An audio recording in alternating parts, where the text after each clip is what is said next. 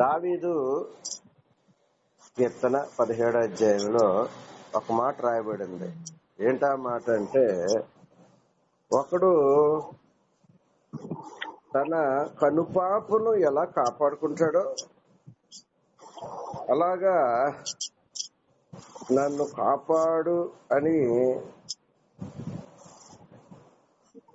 దావీదు తెలియజేస్తున్నాడు. హల్లెలూయా. చదువుతా రండి, తీయండి.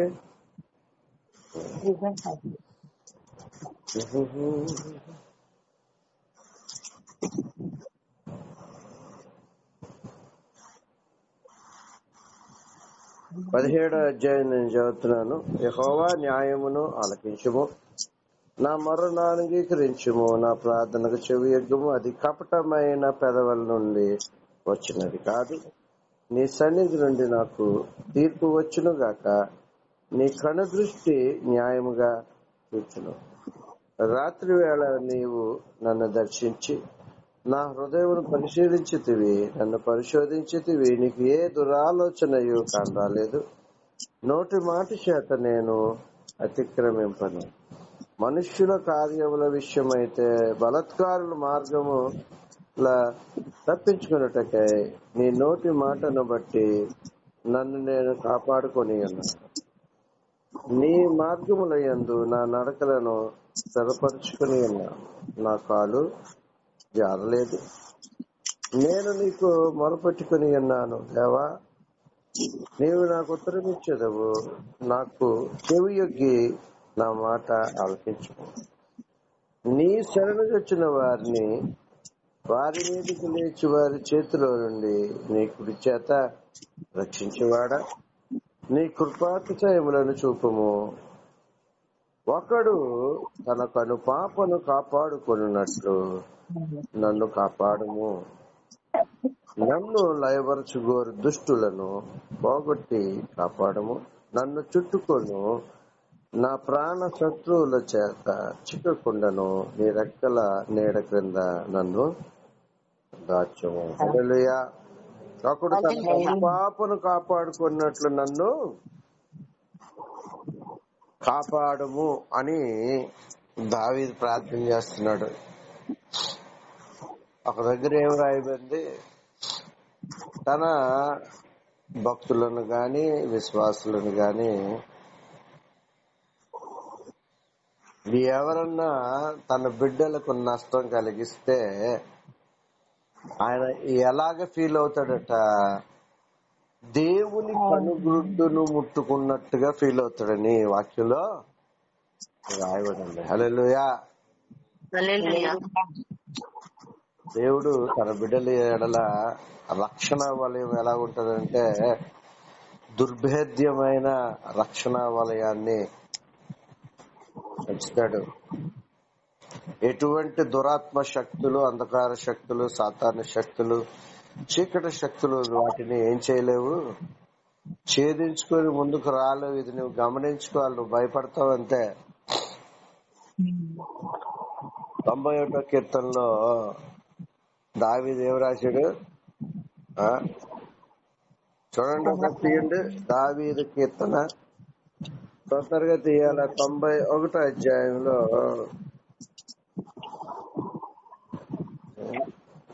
హల్లెలూయా 91లో కొన్ని విషయాలు ఉన్నాయి. 7వ వచనం చదువుతాను చూడండి. నీ ప్రక్కను 1000 మంది పడినను, నీ కుడి ప్రక్కను 10,000 మంది కూలినను అపాయము నీ వద్దకు రాదు. 6వ వచనం ఏముందో తెలుసా? చీకటిలో సంచరించు తెగులునకైనను, మధ్యాహ్నమందు పాడు చేయు రోగమునకైనను నీవు భయపడకుందువు. హల్లెలూయా. చాలా ఒక ఫియర్ ఉంటది. ఎండలో వెళ్తాను ఏమన్నా అయిపోద్దేమో, చీకట్లో వెళ్తున్నాను ఏమన్నా అయిపోతుందేమో. కానీ వాక్యం ఏం చెప్తుంది? Will have a wonderful protection. దేవుని బిడ్డలకి అద్భుతమైన దుర్భేద్యమైన ఎవరు ఛేదింప సఖ్యము కాని ఒక కవర్ ఉంటది, కవచం ఉంటది, కాపుదల ఉంటది. ఇది మీకు అర్థం అవ్వాలా? అర్థమైందా? హల్లెలూయా. హల్లెలూయా. చాలా మంది ఏదో అయిపోతుంది, ఎండ వెళ్తే ఏదో అయిపోద్ది అంటారు, అలాగెళ్తే ఏదో అయిపోద్ది అంటారు. It is a world talk. మనుషులు ప్రపంచములో దేవుని ఎరగని వారు మాట్లాడే మాటలవి. ఒకసారి దేవుని బిడ్డగా అయిన తర్వాత you know what kind of protection you have. ఒకసారి నువ్వు దేవుని బిడ్డ అయిన తర్వాత what are the privileges you have. You know the privileges and leading.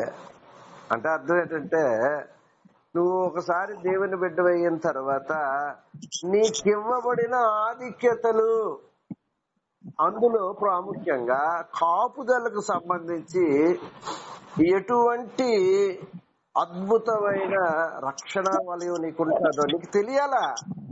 నువ్వు దేవుని బిడ్డ అయిన తర్వాత నాకు ఏదో అయిపోతుంది, నాకు ఏదో అయిపోతుంది, నాకు ఏదో అయిపోతుంది, నువ్వు ఎప్పుడు భయపడవు. భయపడ్డావు అంటే నీ విశ్వాసాన్ని ఏం చేయాలా?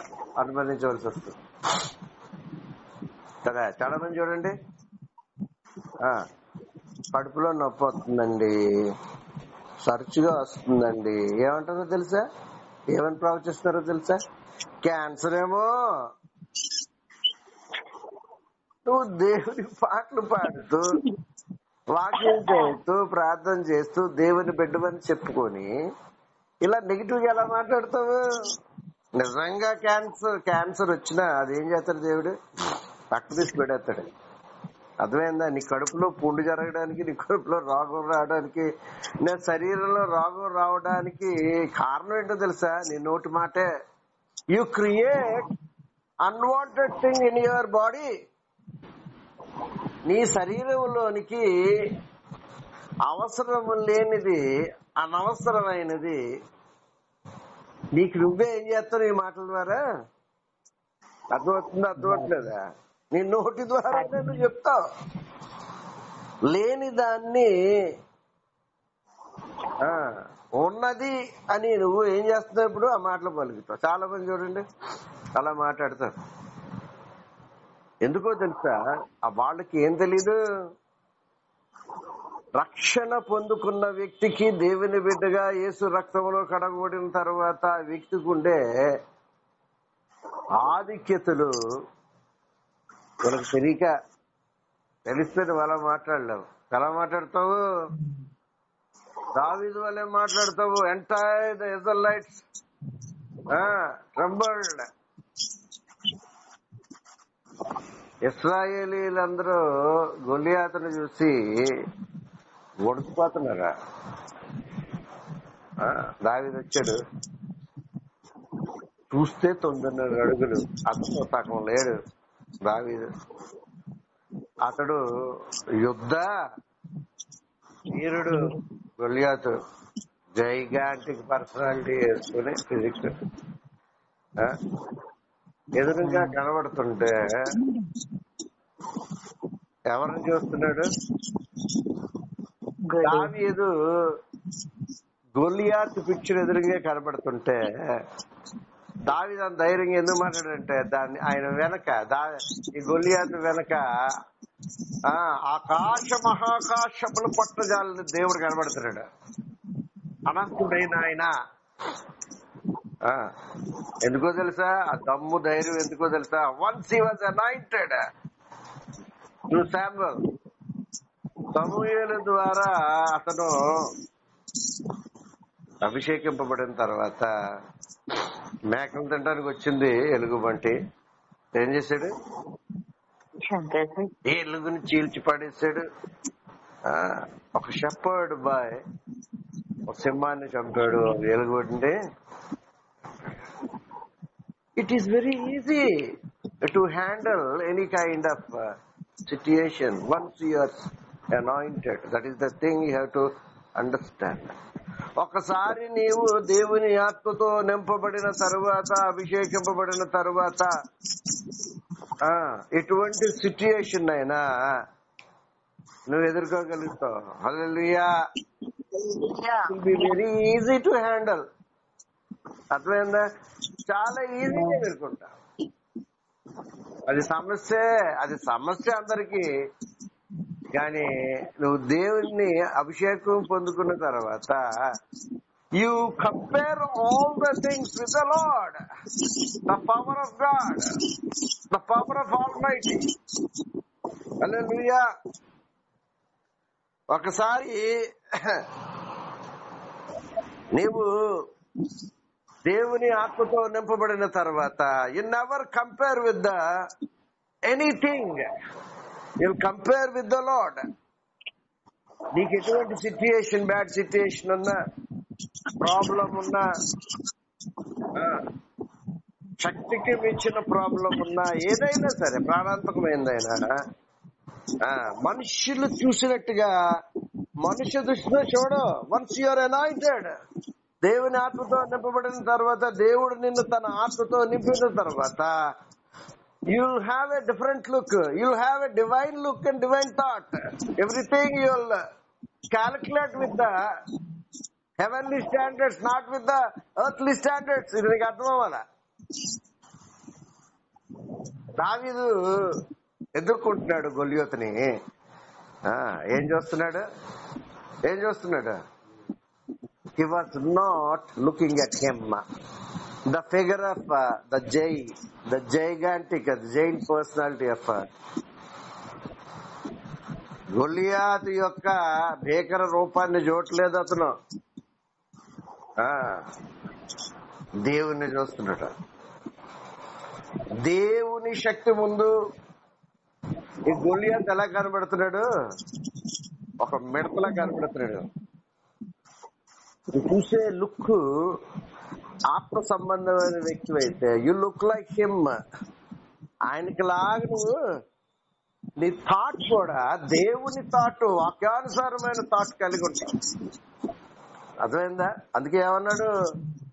ఎంటైర్ ఇశ్రాయేలీలందరూ కూడా గొలియాతును చూసి జడుస్తా ఉంటుంటే ఎవరు ఫేస్ చేయట్లేదు. Even they didn't talk a single word against him.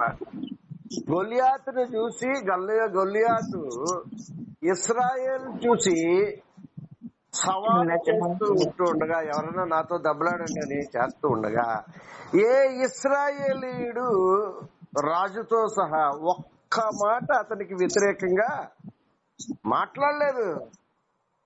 మరి దావీదు వచ్చాడు. రాగానే ఆయన చూసి ఎంత దమ్ము కావాలా స్టేట్మెంట్ ఇవ్వాలంటే, 9.5 అడుగులు ఉన్నామండి ఒక యుద్ధ వీరుణ్ణి చూసేటప్పటికి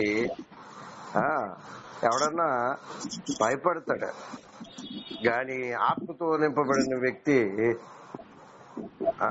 మాట్లాడే మాట తెలుసా? ఈ సున్నతి లేని ఫిలిస్తీయుడిని ఒక్క దెబ్బతో అక్కడ కొట్టేస్తా. ఇశ్రాయేలీని ఆశ్చర్యపోయి ఉంటారు. నేను వెళ్తాను యుద్ధానికి అన్నాడు. నువ్వేం చేస్తావా యుద్ధం చెప్తున్నాడు. ఒక ఎలుగుబంటిని చంపడం ఈజీయా? ఒక సింహాన్ని చంపడం ఒట్టి చేతులతో ఈజీయా? ఇవన్నీ నేను చేశాను దేవుని ఆత్మతో నింపబడిన తర్వాత. దేవుని బిడ్డలను సవాల్ చేయడానికి ఈడేంటి ఒప్పుకోవట్లేదు అసలు. పౌరుషం తెచ్చుకుని అసలు రావాలా? If you are anointed, if you say that you are God's child, you have that temper. పౌరుషము కలిగి, రోషము కలిగి నువ్వు మాట్లాడతావు. ఒక్క మాట మాట్లాడాడు అంతే, నీ పేక తెగిపోద్దురా అన్నాడు. ఒక్క దెబ్బతో కూలిపోతావు నువ్వు. అక్కడ అతను కోట్ చేసిన మాట ఏంటో తెలుసా? అతను వాక్యానుసారంగా మాట్లాడుతున్నాడు. నువ్వు ఎప్పుడైనా గుర్తుపెట్టుకో, you must speak when you face A problem, you must speak according to the word. నీకు సమస్య వచ్చినప్పుడు, శోధన వచ్చినప్పుడు, ప్రాణాంతకమైన సమస్య వచ్చినప్పుడు వాక్యాన్ని తీసుకొని నువ్వు మాట్లాడాలా. వాక్యములో ఏం చెప్తున్నాడో తెలుసా దావీదు? నేను దేవుడు నా పితరుడైన అబ్రహాముతో ఏం చేశాడో తెలుసా? రక్త నిబంధన చేశాడు. We are all under that blood covenant. అబ్రహాముకి దేవుడు సున్నతి అనే ఒక రక్త నిబంధన పెట్టాడు. ఇస్రాయేల్ అందరూ సున్నతి చేయించుకుంటారు. అదేంటి, అది దేనికి గుర్తుగా ఉందంటే దేవునికి ఇశ్రాయేలీయులకి రక్తపు నిబంధన కలిగి ఉన్నారని తెలియజేస్తుంది. ఇది కోట్ చేసి మాట్లాడుతున్నాడు అక్కడ. ఈ సున్నతి లేని ఫిలిస్తీన్ అంటున్నాడు. అర్థమవుతుందా? సో దేవుని రక్త నిబంధనలో నువ్వు ఉన్నప్పుడు రక్త నిబంధనలో నేను వాళ్ళ గురించి ధైర్యంగా నువ్వు మాట్లాడగలుగుతావు. ఎందుకంటే వరల్డ్ లో గొప్పవారు ఎవరో తెలుసా? అంటే ఈ భూమి మీద ఇశ్రాయేలీలే. ఎక్కువ నోబెల్ ప్రైజ్ ఉన్నది వాళ్ళకే. The great inventions was invented by those people. వాళ్ళు చేసిన ఒక్కొక్క వాళ్ళు కనిపెట్టిన ఒక్కొక్క దాని గురించి మనుష్యులు ప్రపంచంలో నోటు మీద వెళ్ళేసుకుంటున్నారు. అద్భుతం ఏంటో తెలుసా? వాళ్ళ చుట్టూ ఎవరున్నారో తెలుసా? శత్రువులు ఉన్నారు, వాళ్ళ మధ్యలో ఉన్నారు, కానీ ఎవరు ఏం చేయలేకపోతున్నారు. రక్త నిబంధన కింద ఉన్న వాళ్లకుండే శక్తి అది. ప్రపంచానికి ఇశ్రాయేల్ ఎప్పుడు వింతగానే ఉంటారు, వాళ్ళ గురించి చెప్పుకుంటానే ఉంటారు. టెక్నాలజీలో వాళ్ళకి మించిన టెక్నాలజీ ఎవరికీ లేదు. ఈ డిఫెన్స్ ఫీల్డ్ లో ఉన్న వాళ్ళకి, కంట్రీస్ లో ఉన్న వాళ్ళకి వాళ్ళు అనేకమైన పరికరాలు, ఆయుధాలు అమ్ముతూనే ఉంటారు. వాళ్ళకి తెలుసు, మొన్న హమాస్ మీద యుద్ధమైనప్పుడు వాళ్ళకున్న సామర్థ్యము చూసేటప్పటికి ఐరన్ షీల్డ్ అంట, లేజర్ బీమ్ అంట, ఏంటంటో గాలిలో ఉండగానే ఆ యొక్క ఆయుధాలని పేల్చి పాడితే ఆ టెక్నాలజీ అవి చూసేటప్పటికి ప్రపంచం అంతా నోటు మీద వేసుకుంటారు. You know why? They're under God's power. ఇది తెలియాలి నీకు. ఈ రక్త నిబంధన గురించి దగ్గరికి నువ్వు వచ్చినప్పుడు కూడా నువ్వు అలాగే భయపడవు. దావీదులాగా నువ్వు ధైర్యంగా మాట్లాడగలుగుతావు. విశ్వాసం ఏం చేస్తావు? రాత్రి మనం అద్భుతమైన మాటలు మనం మాట్లాడుకున్నాం. విశ్వాసం గురించి దేవుడు లోతైన సత్యాలని మాట్లాడాడు రాత్రి. సో ఈ ఫెయిత్ 100 times పెరిగిపోద్దంటే నీ కాన్ఫిడెంట్ లెవెల్స్ అద్భుతంగా ఉంటాయి. వాళ్ళు అందుకే మాట్లాడతారు, మేము ఎవరమో తెలుసా? దేవుని జనాంగం అని చెప్తారు. They will give that statement to the world. ఇచ్చారు ఆల్రెడీ. మేము దేవుని బిడ్డలు, మమ్మల్ని కొట్టేవారు ఎవరో ఉండరా. దావీదు ఆ రోజు మాట్లాడిన మాట ఇప్పుడు ఇశ్రాయేల్ మాట్లాడుతున్నారంతే. కాబట్టి దేవుని యొక్క అభిషేకము, దేవుని యొక్క రక్త నిబంధనలో నువ్వు ఉన్న తర్వాత ఏ తెగులును నీ గుడారము కనుపాప కాపాడినట్టుగా, ఒకడు కనుపాపను కాపాడుకున్నట్లుగా దేవుడు నిన్ను కాస్తూనే ఉంటాడు. ఎలాంటి సిచ్యువేషన్ లో నువ్వు మూవ్ అవుతున్నా సరే. మనకి ఎన్ని స్టోరీలు తెలుసో సమయం లేదు కాబట్టి నేను ముగించేస్తున్నాను. మీరందరూ ఇది అయిపోయిన తర్వాత ప్రార్థన చేసుకోండి. ఇప్పటికే more than 18 minutes అయిపోయింది. రాజు ఆ దేశంలో శాసనం ఏమైంది? వీళ్ళని అగ్నిలో పడేసింది. దానియేలును తీసుకెళ్లి శాసనం ఏం చేసింది? సింహబూరులో షడ్రకు, మేషకు, అబేద్నెగో గురించి మీరు చదవాలి. రాజు గారితో ఎలా మాట్లాడుతున్నారు. రాజు ముందు ఎలాంటి హయ్యర్ అఫీషియల్ ముందు ఎవడన్నా ఒడికిపోతాడు అంతే. అర్థమైందా? ప్రధానమంత్రుల గురించి ముందు మాట్లాడమని ఎవరినన్నా వణికిపోతారు. రాజుగారి ముందు మాట్లాడాలన్నా వణికిపోతారు మనుషులు. ఆ, దేవునికి వ్యతిరేకముగా మాట్లాడుతున్నప్పుడు ధైర్యంగా వీళ్ళు మాట్లాడుతున్నారా? రాజా నీకు సమాధానం చెప్పాలని భయమే లేదు, చింతలేదు మాకు అంటున్నారా? మా దేవుడు ఈ అగ్ని నుండి తప్పించడానికి సమర్థుడు. ఎప్పుడో 15 ఏళ్ల క్రితం సమర్థుడు అని హెడ్డింగ్ పెట్టి కరపత్రాలు రాశాను. సమర్థుడు ఈయన అన్నిటికీ వాళ్ళు మాట్లాడుతున్నారు. ఈ అగ్ని నుంచి తప్పించటానికి ఆయన సమర్థుడు అని చెప్తూ, ఒకవేళ మా దేవుడు మమ్మల్ని కాపాడకపోయినా నీకు మేము ఈ ప్రతిమకు మేము మొక్కమని చెప్తున్నారు. దేవుని బిడ్డగా అయిన తర్వాత మనుషులను చూసి నువ్వు భయపడవు, శాసనాలు చూసి భయపడవు. అద్భుతం ఏంటో తెలుసా? దానియేలు సింహభూమిలో ఉన్నప్పుడు దేవుడు అద్భుతంగా దేవదూతను పంపి కాపాడినప్పుడు మరుసటి రోజు జరిగిందేటో తెలుసా? రాజుగారు కొత్త శాసనం రాశారు. దానియేలు దేవుడే నిజమైన దేవుడు, ఆయన్నే పూజించాలని. అన్య దేశంలో శాసనం మారిపోయిందంటే ఇది గుర్తుపెట్టుకోవాలి మీరు. అది రక్షణ పొందుకున్న తర్వాత, అభిషేకం పొందుకున్న తర్వాత, దేవుని బిడ్డ అయిన తర్వాత దేవుడు నీకిచ్చే ఆధిక్యత. శాసనాలు చూసి నువ్వు భయపడవు, శాసనాలు మారిపోతాయి. 2018లో 16-17లో మా మిస్సెస్ చనిపోయిన తర్వాత, ఆంటీ చనిపోయిన తర్వాత, గవర్నమెంట్ జాబ్ లో ఉండగా హెల్త్ సూపర్వైజర్ గా చనిపోయింది. బుడిగిగాడికి మా బాబుకి పోస్ట్ ఇస్తానికి ఆ సమయంలో ఆడు బీటెక్ 3rd ఇయర్ చేస్తున్నాడు. ఇంటర్మీడియట్ క్వాలిఫికేషన్ కి అటెండర్ ఇస్తారట, నాట్ ఈవెన్ క్లర్క్. వీడు చేస్తాడో చేయడని నేను మమ్ము బతిమాలుతున్నాడు.